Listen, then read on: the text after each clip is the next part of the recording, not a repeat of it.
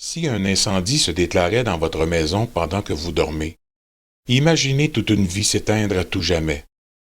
Tout ce que vous avez bâti durant votre vie part en fumée. Tout ça à cause de l'absence d'une pile dans votre avertisseur de fumée. Achetez donc une batterie et vos beaux projets d'avenir se réaliseront.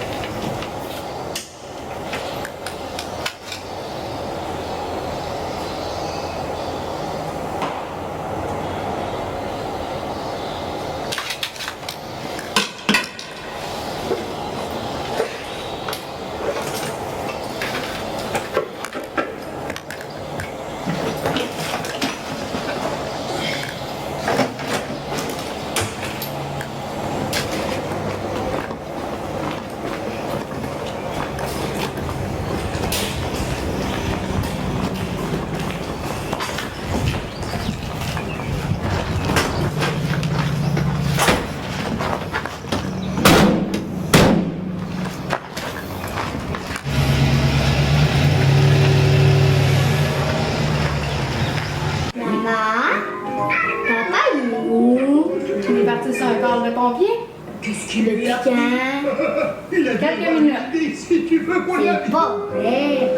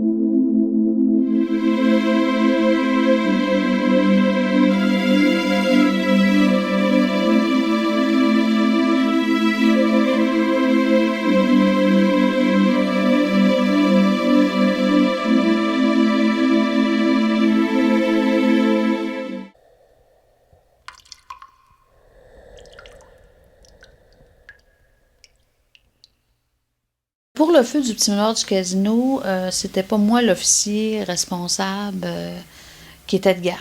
J'étais à la maison. Donc, moi, j'ai été appelée à la maison pour aller au feu du petit manoir du casino. Quand on arrive sur les lieux, la personne responsable, elle a des priorités, ce qu'on appelle les priorités de l'intervention. Nos priorités sont toujours la vie, les biens, l'environnement. C'est une règle. Et dans ce cas-là, les premières priorités étaient l'évacuation du bâtiment. S'assurer qu'il n'y ait personne dans le bâtiment. Donc, déjà là, lorsque les pompiers se mettent en place pour faire l'étalement de tuyaux, etc., il y a déjà des équipes qui s'en vont de première vue pour faire l'évacuation du bâtiment parce qu'on n'avait pas la confirmation que c'était évacué. Lorsque j'arrivais sur les lieux, le toit venait de s'effondrer sur une partie du bâtiment. Fait que là, c'est toute la notion de sécurité des occupants aussi. Parce que quand on dit sauver des vies, là, pompiers, c'est sûr que lors d'appel, tu n'as pas toujours quelqu'un qui te crie après parce que tu as ta vie à sauver. Oui, ça peut arriver, mais dans toutes les interventions, les vies à sauver sont des pompiers. Il faut que ces pompiers-là reviennent à la maison, de prime abord. Ça, c'est à toutes les interventions. C'est autant sur une route ou dans des incarcérations qu'auquel quelqu'un peut le frapper, c'est tout le temps. Là. Donc, la priorité était l'évacuation du bâtiment. Une fois que ça a été effondré et qu'on continuait, il faut se réorganiser pour la sécurité et du potentiel des occupants à l'intérieur, comme dans ce cas-là, ou des pompiers qui s'en vont travailler. Fait qu'il y a toute la réorganisation, le suivi, l'analyse. C'est ça notre rôle qu'il faut faire. Là. Être pompier, c'est pas juste les feux. Là. Être pompier, c'est la prévention, l'éducation du public.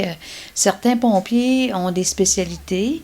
Nous, on répond aux interventions, oui, de feu. On répond à ce qui est la désincarcération, les accidents d'automobile.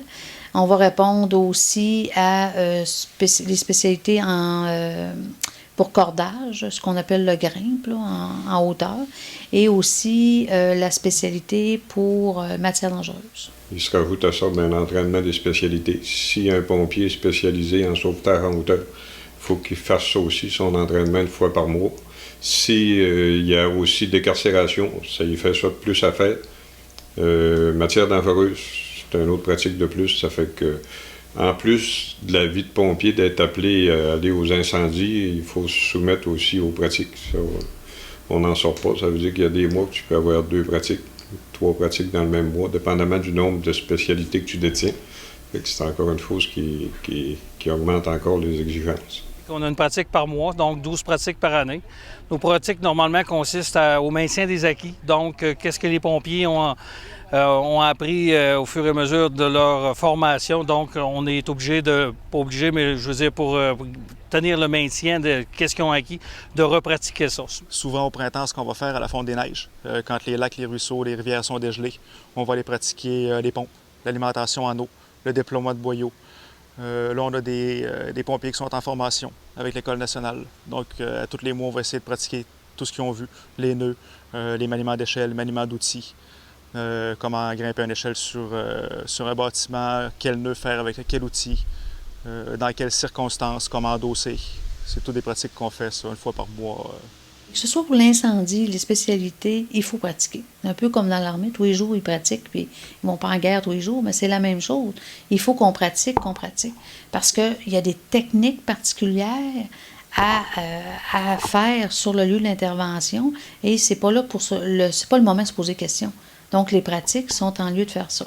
Lors de matières dangereuses, quelle matière est en cause? Est-ce qu'il y a des victimes en contact ou dans le produit un peu plus qui peut causer d'autres problématiques? Parce qu'il y a des sortes de contamination. On peut être contaminé au produit direct ou indirect par équipement ou par personne interposée. Fait que sur le site, on est en terrain montagneux ici. Fait que ça nous ajoute des particularités lors de l'intervention. À cause des montagnes, la nivellation des ruisseaux, des rivières, de la végétation. Fait que il faut qu'on pratique absolument des scénarios différents auxquels on peut appeler à mettre en pratique notre réflexion, notre esprit d'analyse, notre coordination lors d'événements. Vous êtes appelé dans le stationnement qu'on appelle l'ancienne coulette. Le gardien de sécurité s'est rendu compte qu'il y avait 2 barils qui n'étaient pas là habituellement. Il y en a un qui est sur le côté et il semble avoir un produit qui s'en est répandu. Il y a une odeur âcre, forte âcre qui s'en répand. Donc, il n'y a pas de victime, il n'y a pas touché au produit. Donc, on vous appelle pour aller vérifier. Bien, c'est sûr que matière dangereuse, j'ai pas eu encore à aller sur un accident. Donc, c'est bien qu'on pratique. Là. Moi, j'étais comme très attentive à ce qui se passait parce que il y a beaucoup de techniques, il y a beaucoup de choses à faire, là, que c'est très complexe. Très complexe, matière dangereuse. Là. Mais j'aime ça, par exemple. J'aimerais pousser plus, là, en matière dangereuse, être le petit bonhomme vert, dans le fond, qui se promenait, là, ça, j'aimerais ça.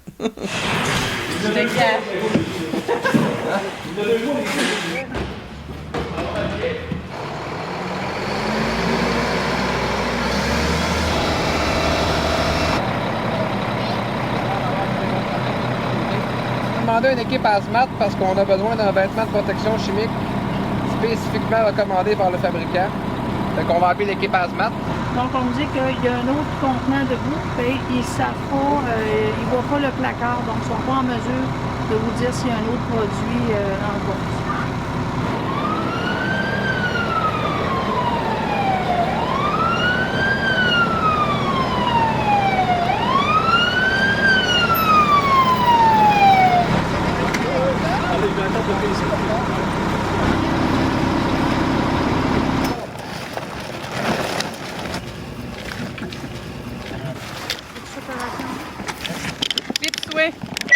C'est beau? C'est beau? Non, il va y aller après.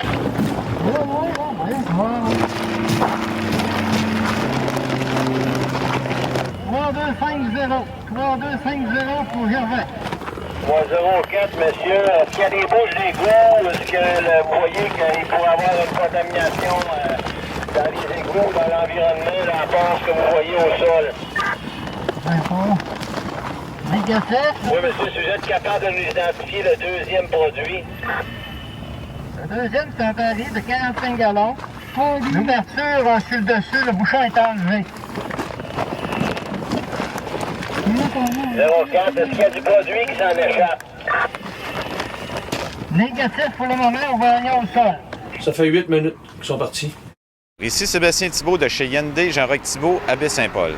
Nous sommes un fier partenaire du Festival des pompiers depuis longue date. En mon nom et celui de mon personnel, je veux les féliciter et les remercier bien sincèrement pour leur dévouement auprès de la communauté quand la tragédie frappe. Est-ce que c'est un pictogramme blanc avec une tête de mort? Un genre de populaire, un genre de... C'est que le 45 gallons, c'est 2 45 gallons. Il y en a un qui est au sol, qui est en position horizontale, l'autre est en position verticale. Ils ont tellement un gros habit qu'ils voient à peine devant eux, donc il faut leur mimer ce qu'ils doivent faire, là, se tourner, ce qu'on veut qu'ils fassent finalement là, pour la décontamination, parce qu'il y a des étapes à suivre. Il faut qu'ils fassent un bassin de rinçage, un bassin de lavage, un autre bassin de rinçage, puis il faut les suivre là, là-dedans, les diriger.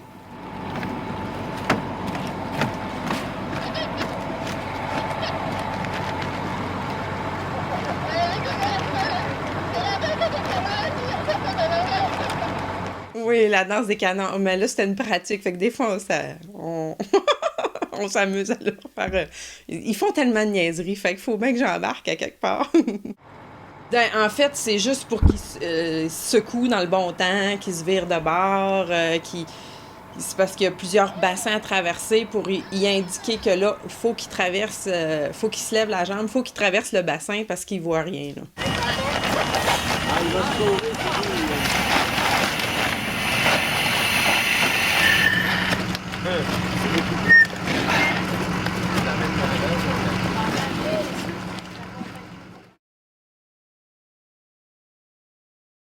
En notre nom et tous nos employés des restaurants McDonald's de Charlevoix, nous tenons à féliciter les pompiers volontaires d'ici. Nous vous remercions d'être là pour nous 24 heures sur 24, 7 jours sur 7. Merci beaucoup.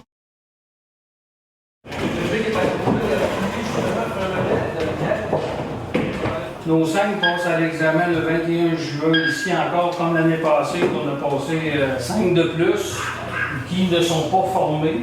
Ce matin, on a 5 pompiers de Baie-Saint-Paul qui se présentent en examen de l'École nationale dans 2 semaines. Au niveau du recrutement, présentement, à Municipalité des Éboulements, on n'a aucun problème. J'ai 25 pompiers, puis j'ai une liste de 8 ou 9 pompiers qui sont en attente pour être formés pour l'an prochain. Moi, je fais mon cours à Québec au CNDF. Dans le fond, je suis rendu à ma 2e année. J'habite ici depuis que je suis né. Fait que je me suis dit, en attendant, tant que rien faire, en attendant pendant mes études, je peux être pompier volontaire ici dans ma ville natale.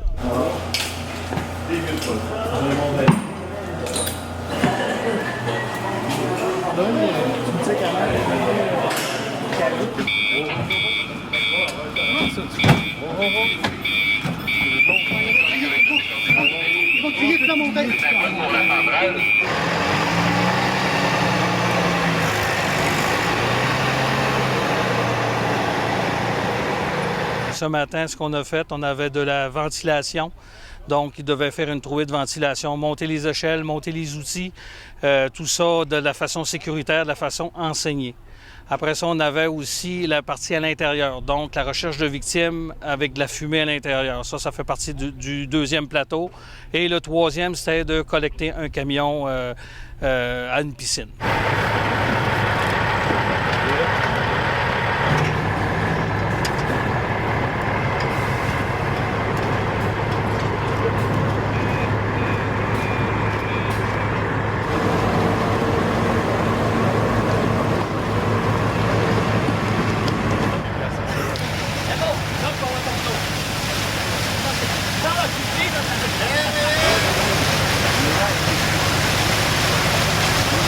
Tous les arrivées d'air, quand on l'a sur nous autres, l'arrivée d'air est à gauche. Donc, pour le manomètre, c'est toujours à droite. Si tu veux savoir combien d'air qui reste, ça va toujours être à droite. Au cours de la pratique à la ferme Pérou qu'on a eue le mois dernier, mon rôle en tant qu'instructeur, c'était de bien préparer les jeunes à l'examen final Pompier 1 qui s'en venait la semaine suivante. Surtout au niveau des appareils respiratoires, recherche à l'intérieur. Le but, c'est évidemment qu'ils soient à l'aise avec un appareil, qu'ils connaissent bien le fonctionnement, savoir quoi faire en cas de problème, bien lire les pressions sur les manomètres et puis comment utiliser les appareils, dispositifs d'alarme personnelle, comment faire une bonne recherche à l'intérieur, puis surtout quoi faire en cas de problème. Travailler toujours en équipe de 2. Donc, on a mis l'accent beaucoup sur ce qu'on a vu en pratique. Il y a eu beaucoup de pratiques, donc il y a eu deux années de préparation pour ça. Là, à l'examen, ce qu'ils vont vous demander, le plus important, c'est quand on fait les vérifications avant usage. Première affaire, on regarde la pression de la bouteille, évidemment. On ouvre la bouteille, on la referme tout de suite. On l'ouvre, on la referme. En ce moment, on travaille avec des 2216 livres qui durent 30 minutes. On est en changement en ce moment. On va être bon pour travailler 45 minutes. 45 minutes là, au niveau travail léger. C'est sûr qu'en pleine action, en plein travail, les bonbonnes de 30 minutes vont durer 20, 22, 23 minutes. On s'entend qu'on respire beaucoup plus vite, il y a beaucoup de stress. Et puis, c'est sûr que travailler à 2, ça donne un bon coup de main, ça apaise. Puis on essaie toujours de mettre un gars qui est un peu plus habitué avec un qui est un peu moins habitué, question d'abaisser le stress un peu. En principe, on est supposé faire l'endossement en 60 secondes. On s'entend que ce matin, on ne le fera pas en 60 secondes. On va prendre notre temps, là, on n'est pas à presse. Peut-être juste Louis. Record, 44 secondes. 44 secondes. 44 secondes, c'est très rapide.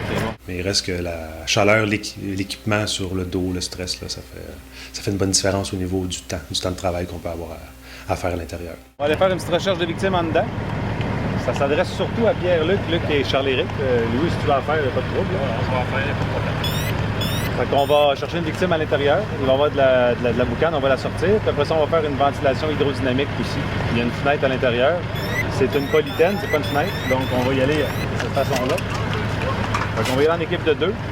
On va faire aussi un établissement de tuyaux, 2,5 pouces, diviseur réducteur, 100 pieds d'1,5 pouce. Faut oublier de faire une réserve toujours en S avant de rentrer en dedans. On purge toujours avant de rentrer, on purge l'air que dans notre lance. Puis on dit au PC qu'on est prêt à entrer en dedans une fois qu'on a tâté la porte. On s'assure que la poignée n'est pas chaude. On regarde par les fenêtres si on voit pas de quoi. Ça va être les étapes qu'on va faire un matin.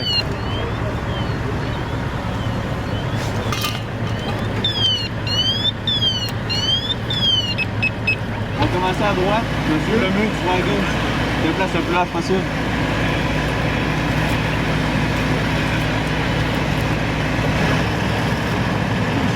Bon, sais-tu le nom de la victime? Alors, il va s'appeler Luc. Il va s'appeler Luc? Parfait. On est prêts? La vitre, là, ils vont faire une ventilation horizontale. Vous êtes prêts à rentrer, allez-y. Vous pouvez faire une ventilation horizontale.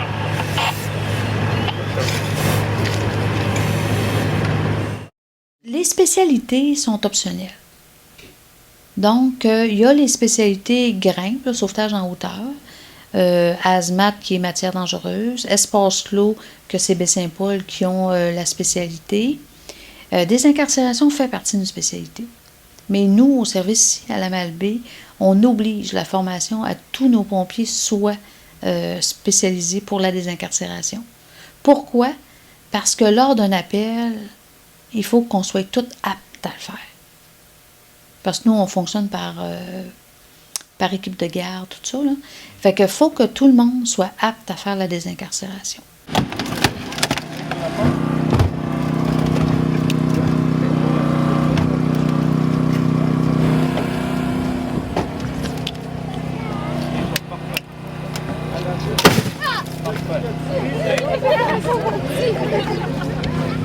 À ce moment-là, les équipes de spécialité là, sont appelées avec l'équipe de garde pour venir là, faire la notion spécialité. Et il y a de la place pour tout le monde sur l'appel. Là. Les pompiers, ils ont leurs tâches. On pratique même, lorsque vous êtes venus nous voir, on pratique, les pompiers disent qu'est-ce qu'on fait pour assister les spécialistes. On les pratique à être habilités à nous assister aussi.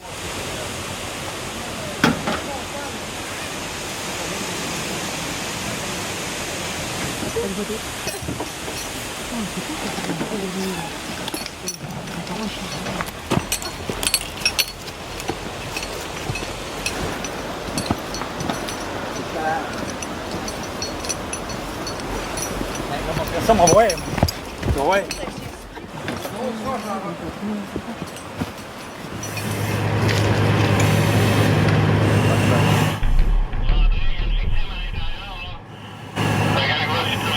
Votre ventilation horizontale, vous allez voir, bien voir tantôt.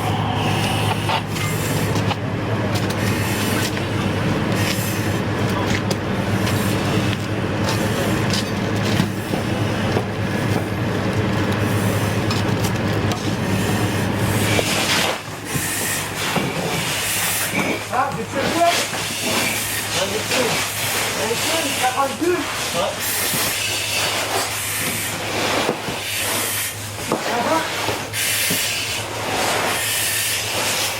L'équipe d'attaque après ça a trouvé une victime. OK, 04, procédez à l'évacuation.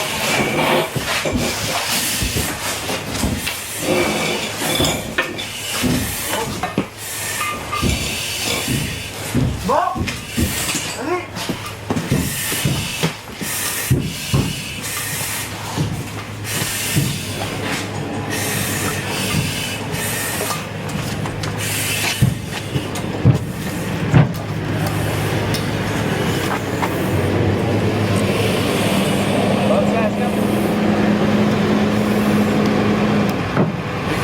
On va retourner faire une ventilation. On n'a pas de backup.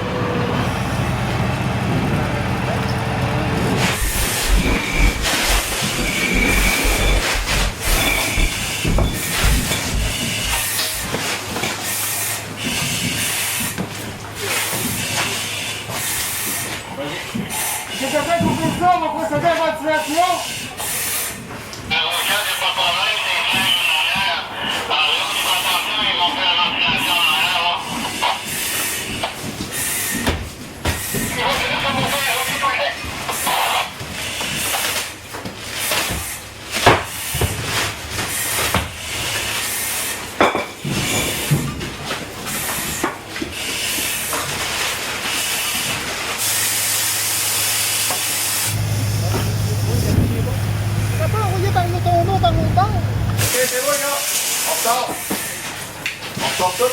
Effectivement, à l'intérieur, ce qui est sur Le parcours d'intérieur, c'était une victime, donc on savait qu'il y avait une victime, c'était l'évacuation de la victime. Suite à l'évacuation de la victime, il devait faire une ventilation horizontale avec un jet d'eau, donc à travers une fenêtre. Pour faire sortir la fumée, c'est une autre façon. On a plusieurs façons d'évacuer la fumée, mais c'en est une autre qui est demandée à l'examen. Et la troisième, si on appelle ça le Mayday, c'est que si on a des pompiers en détresse à l'intérieur, on a un protocole d'intervention, une équipe à l'extérieur prête à intervenir à l'intérieur. Tu donnes ta réserve d'air, appel de détresse, le pompier, la localisation, qu'est-ce qui s'est passé, ta réserve d'air, et qu'est-ce que tu as besoin, surtout ça. Suite à ça, si on te le demande, tu actives le DAP, puis ta lampe de poche au plafond si tu as besoin qu'on vous trouve à l'intérieur aussi. Donc, appel de détresse, Mayday, pompier Bernier, pompier 828, à ton choix. Où t'es, qu'est-ce qui s'est passé, qu'est-ce que tu as besoin, ta réserve d'air, DAP, une fois que le PC te demande d'activer le DAP. Pompier 812 appelle, j'ai plus d'air, puis ça répondait. Viens me chercher, j'ai besoin d'aide. Je suis plus là, j'ai le pied pris, viens me chercher.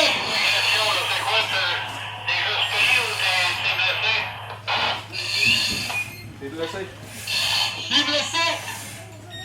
1504, ton partenaire est pas avec toi, là? Oui, ça m'écoute, je suis là. Je suis pas capable de sortir. Ah, ok, tu te calmes, là, on s'en vient, on n'est pas loin, là. Prenez une respiration, là. 04, j'ai commandé.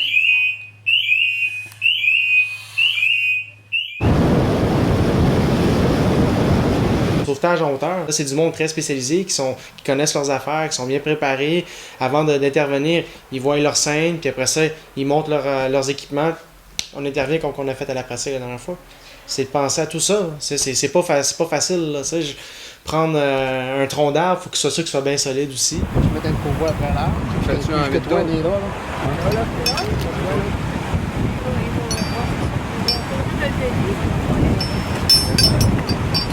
S'il n'y a pas d'arbre, on doit s'inventer des choses. On peut pas rien faire d'autre. Sinon, c'est d'inventer des poteaux pour être capable. C'est des magiciens, ils s'inventent tout. On n'a pas le choix, on est polyvalent. Ils n'ont pas le choix. Pompier, là, c'est un terme polyvalent. On va y mettre une marguerite, après elle en plus, avec un bloqueur qui, lui, va monter. Quand il va monter, en même temps, il va monter sur sa corde. Descendre en bas du stock. L'hiver, c'est différent parce que là, on sort des skidoo, on sort les traîneaux de sauvetage. Donc, tu sais, c'est comme. La meilleure, je peux vous dire ça, c'est tous les pompiers qui peuvent venir. On emprunte un skidoo, on met la personne dans le traîneau, puis après ça, on s'en va vers les ambulanciers, c'est ça.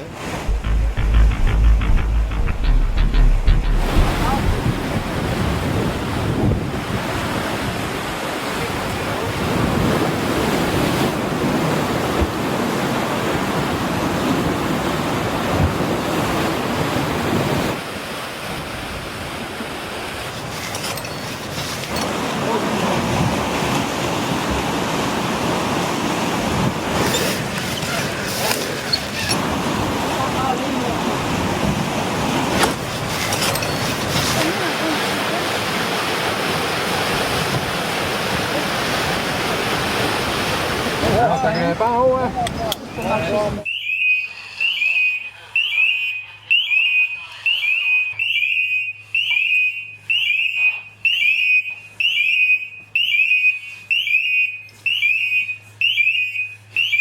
L'importance d'avoir toujours, quand je vous dis que je vous garde toujours une équipe prête en cas qu'il arrive quelque chose à l'intérieur, là on l'a vécu. L'équipe n'était pas prête et les gars étaient rentrés à l'intérieur. Fait que c'est pour ça la santé, sécurité, toujours une équipe. Les gars, quand on arrive chez eux, on veut toujours rentrer toute la gang en dedans avec les appareils. Il faut vraiment se garder une équipe à l'extérieur. Aujourd'hui, j'ai fait une ventilation au toit. Tout le monde était là. Ils m'ont montré comment faire, comment le technique à eux autres. Parce que moi, j'ai appris différemment un peu. Mon jet, il m'arrachait, par exemple. Je sais pas ce qu'il y avait. Ouais, je pensais avec de l'air. Ouais, c'est ça. Il était... J'ai apprécié ça. Tous les pompiers sont là pour m'aider. On a fait une belle pratique, recherche de victimes. C'était vraiment plaisant.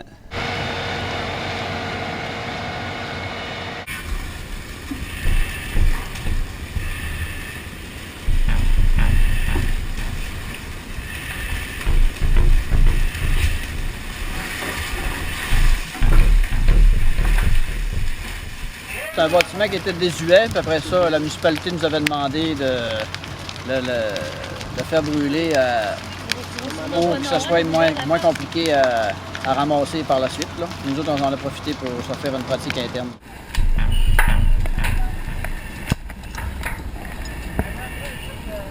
Ouais.